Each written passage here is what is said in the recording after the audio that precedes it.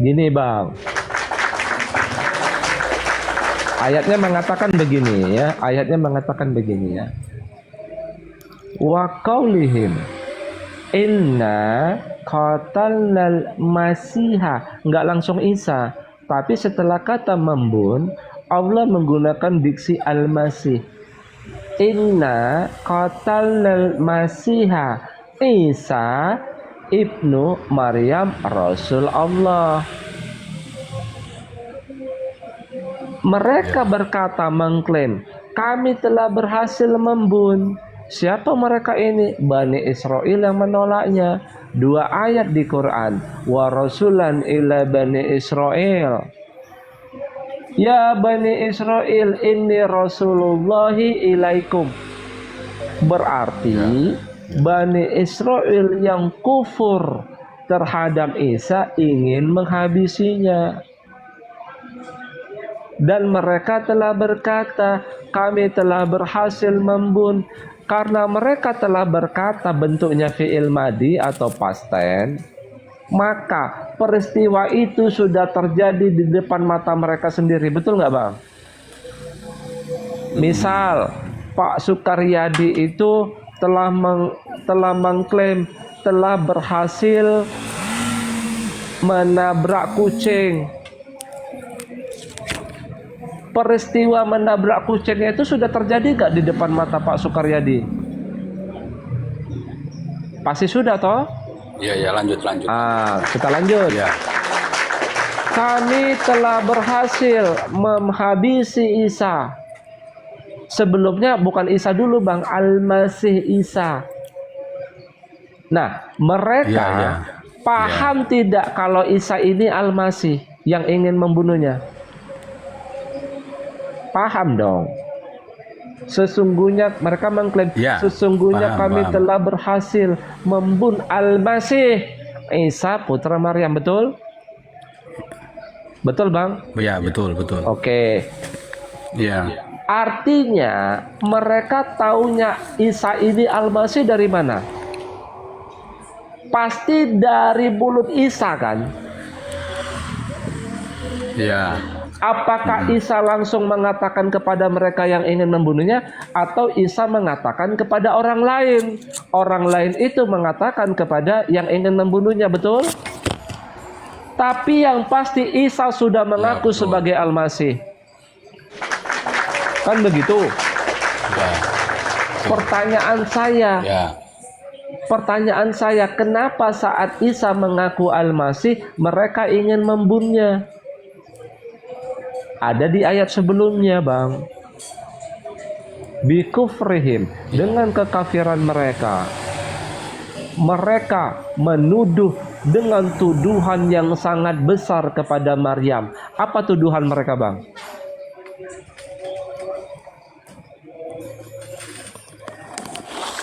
Terhadap ibunya Maryam. Bagaimana? Di ayat sebelumnya An-Nisa 156 mengatakan, dengan kekafiran mereka menuduh Maryam dengan tuduhan yang sangat besar, ajim. Tuduhan mereka apa? Ya, zina. Mereka tak mau Al-Masih itu anak haram. Ya. Jadi bukan kriteria mereka bang. Al-Masih itu bukan kriteria mereka. Ini Al-Masih ini bukan kamu nih, bukan kamu Ishak.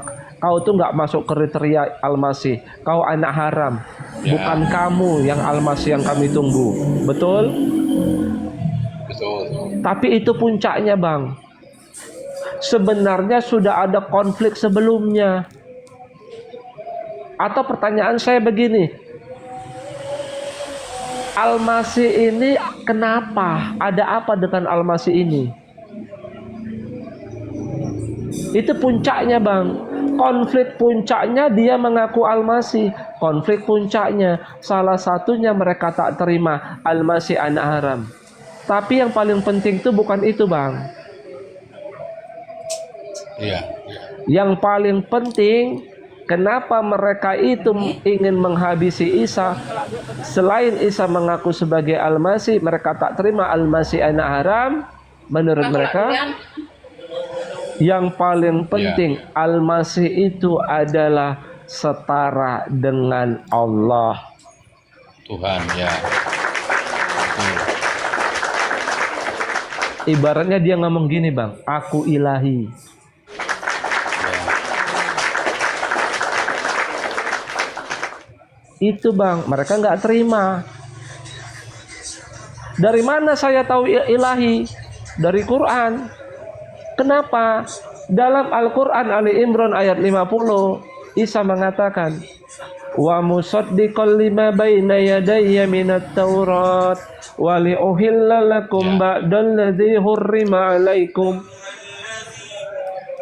Kata Isa, aku membenarkan apa yang turun sebelumku, yaitu Taurat, dan agar aku menghalalkan bagi kamu yang sebelumnya diharamkan.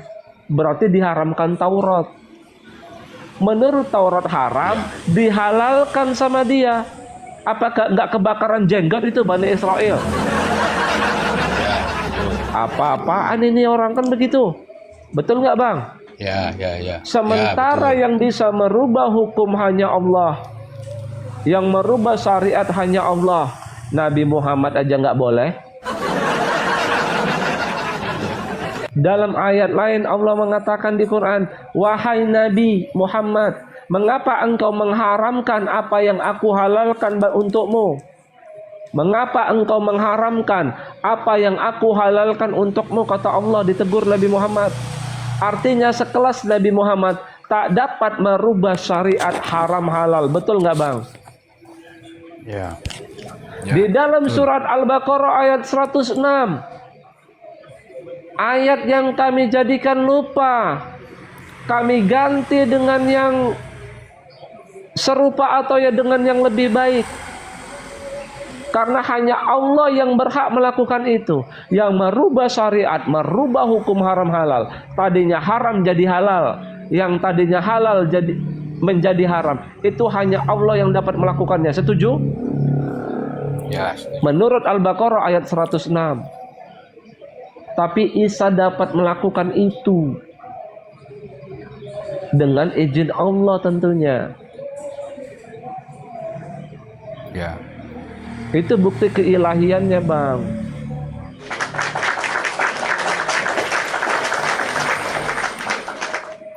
Ya. Ya, terus? Itu bang, bukti keilahiannya. Ya, Allah menciptakan. Al-Masih pencipta.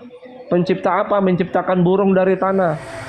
Kemudian meniupkan di dalamnya, maka jadilah burung yang hidup. Allah pencipta, Isa pencipta. Allah yang dapat merubah hukum syariat. Isa juga dapat merubah hukum syariat. Di dalam ayat lain, alaihissallahu bi ahkamil hakimin. Bukankah Allah sebaik-baik hakim yang adil? Bukankah Allah sebaik-baik hakim yang adil? Bang Sukar percaya nggak Nabi Isa turun menjadi hakim yang adil? Tapi prosesnya, artinya persepsi yang seperti apa hakim itu maksudnya? Hakim itu raja. Hakimnya dalam persepsi apa? Yang memutuskan perkara. Yang namanya hakim sudah tahu bang, orang dulu tuh raja gitu loh bang. Jangan kita pikir seperti presidentil, ada hakim di atasnya ada presiden. Tidak. Yang namanya hakim dialah pemegang otoritas hukum tertinggi. Dia raja, dia penguasa. Namanya hakim seperti itu bang. Hikmah, makanya abang baca coba sila keempat Pancasila. Kerakyatan yang dipimpin oleh hikmah. Hikmah hakim. Kerakyatan yang dipimpin oleh hikmah dalam kebijaksanaan, dalam permusyawaratan perwakilan. Kenapa kita tidak mengatakan kerakyatan yang dipimpin oleh presiden? Ya, karena sudah pasti yang memimpin Indonesia adalah sepatutnya orang yang diberi hikmah, gelarnya presiden. Karena peradaban itu harus yang dipimpin oleh wakil Allah di muka bumi, orang yang diberi hikmah. Makanya Isa itu dikatakan di Quran, wa yu'allimuhul kitab wal hikmah wat taurat wal injil. Semua hukum diberikan ke Isa sebagai otoritas tertinggi. Wa yu'allimuhul kitab wal hikmah wat taurat wal injil. Akan diajarkan kepadamu Isa. Allah yang mengajarkan itu langsung. Alkitab wal hikmah dan hikmah, wat taurat dan taurat, wal injil dan injil. Nabi Muhammad gak diajarkan. Cuma Isa yang diajarkan semuanya. Saya sepakat, cuman yang jelas saya menolak masalah keilahiannya. Keilahiannya yang saya tolak, keilahiannya. Masalah Isa. Makanya itu Bang, waktu Isa mengatakan wali uhillalakum ba'dalladzi hurrima alaikum, dan aku menghalalkan bagi kamu, dia ngomong aku, dan agar aku menghalalkan bagi kamu apa yang sebelumnya diharamkan. Sebelumnya diharamkan pasti dari Taurat. Dia ngomong aku, Bang. Ditegur Allah enggak? Wahai Isa, mengapa kamu menghalalkan apa yang aku haramkan? Ya. Enggak ditegur Allah dia, Bang. Nabi Muhammad ditegur. Wahai Nabi, mengapa engkau mengharamkan apa yang aku halalkan untukmu? Kata Allah. Nabi Muhammad nggak boleh merubah hukum. Isa boleh tidak? Boleh. Nggak ada Allah tegur setelah ayat itu. Wahai Isa, mengapa engkau menghalalkan apa yang aku haramkan sebelumnya? Nggak ada, Bang. Tapi yang jelas Isa itu bukti keilahiannya. Ya. Oh bukan itu. Bukti keilahiannya kan yang jelas sudah ditolak dengan ayat juga kan. Yang jelas Isa itu kan juga dimatikan. Allah wafatkan dia. Tidak terkecuali. Jadi di dalam Al-Quran dikatakan kullun nafsin dha'iqatul maut. Di situ tidak ada ilah Isa. Jadi termasuk Isa juga kan dimatikan. Mati kan? Begitu. Bang, bukan berarti dia punya keilahiannya dia tidak bisa mati, Bang. Lucu Abang ini. Bang, yang saya maksud kuasa ilahi itu, bentar ya. Yang saya maksud adalah kuasa ilahi. Ilahi itu apa maksudnya? Kuasa di mana hak prerogatif Allah, hanya Allah yang dapat melakukannya. Contohnya, tadi Allah pencipta, Isa pencipta. Hanya Allah yang dapat merubah syariat haram halal. Isa dapat melakukan itu. Hanya Allah hakim yang adil. Isa hakim yang adil. Hanya Allah yang menghidupkan. Isa menghidupkan. Hanya Allah yang menyembuhkan. Isa menyembuhkan. Itu maksud saya, Bang. Itu yang maksud saya keilahiannya itu. Artinya, Bang, kuasa Allah di mana hanya Allah saja yang dapat melakukannya itu diberikan ke Isa. Begitu, Bang. Ya, betul. Kalau berbicara masalah itu berbicara mukjizat ya. Saya setuju. Mukjizat yang diberikan kepada Nabi Isa itu setuju. Isa bisa menghidupkan orang mati. Seperti halnya Nabi Ibrahim juga kan bisa menghidupkan burung yang sudah dipotong-potong. Kan begitu. Sama kan. Ya bedanya manusia dengan burung kan begitu. Jadi yang jelas saya menolak keilahian masalah Isa. Itu bentuk dari kealahannya itu. Kealahannya yang saya tidak sependapat. Kalau masalah mukjizat itu sah-sah saja. Sah-sah saja masalah mukjizat. Bayinah ya, ada Assalamualaikum. kelebihan yang diberikan. Waalaikumsalam. Jadi ini sama Bang Hampir nih. Gantian. Wah itu Bang saya nggak Ustadz. setuju itu kalau dibilang Isa sama Ibrahim sama, karena Ibrahim nggak ada kalimatnya dia membangkitkan membangkitkan yang mati, itu nggak ada. Enggak, di situ di dalam, cuman saya belum tahu persis ya, belum tahu persis di mana, tapi ada di dalam Al-Qur'an Itu di surat sendiri kan dikatakan, Al-Baqarah gini. ya Nabi Ketika Ibrahim itu kan Ibrahim ingin tahu, menghidupkan burung kan. Robbi, enggak, bukan Ibrahim. Kan gini ayatnya, Robbi kaifa tuhyil mauta, kan gitu. Bagaimana engkau itu menghidupkan yang mati, kan gitu. Alaisa tu'min, katanya Allah.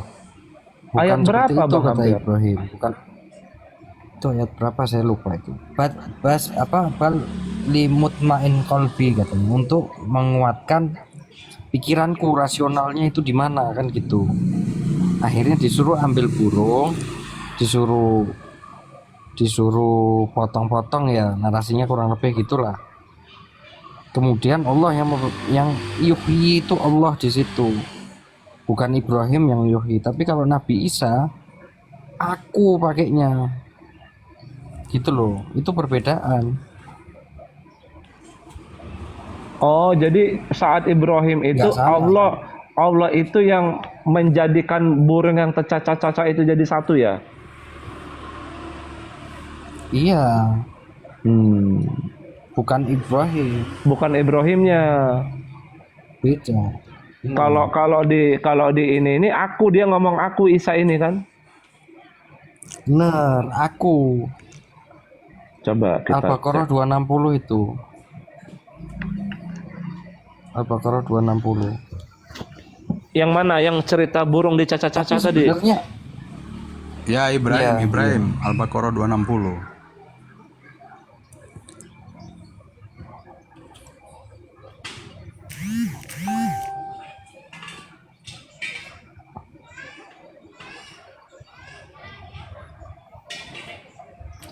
ini kalau memahami perbedaan pewahyuan itu udah kelar semua sebenarnya.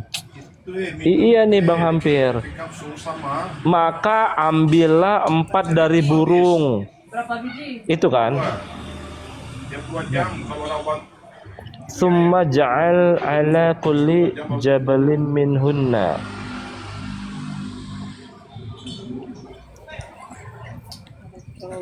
Oh iya, ini Allah yang melakukannya ini. Betul Bang Hampir. Iya, karena di situ ya tian sakyan kan gitu. Ya, tiyanaka sa'yan. Benar. Mereka Bukan akan datang Ibrahim. kepadamu segera.